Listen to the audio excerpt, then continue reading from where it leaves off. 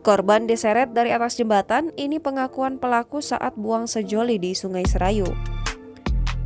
Hendy Saputra dan Salsabila menjadi korban tewas setelah dibuang ke Sungai Serayu, Cilacap usai ditabrak di kawasan Nagrek, Bandung, Jawa Barat.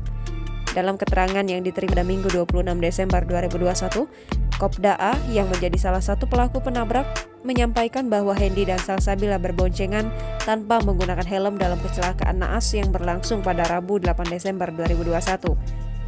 Kemudian, lanjut Kopda A, tiba-tiba kendaraan Satria FU dengan nomor polisi D2000 RS tersebut menabrak truk yang melintas di lokasi hingga terpental dan masuk ke kolong mobil Panther hitam yang dikendarainya.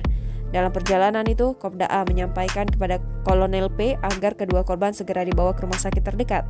Namun, saran tersebut ditolak oleh oknum perwira TNI Angkatan Darat dengan 3 melati di pundak. Ia melanjutkan bahwa kemudian Kolonel P mengambil alih kemudi sehingga perjalanan dilanjutkan menuju daerah istimewa Yogyakarta.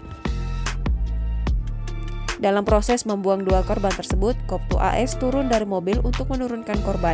Lalu Kolonel P dan Kopda A menyeret Hendy Saputra dan Salsabila ke jembatan dan membuangnya ke Sungai Serayu.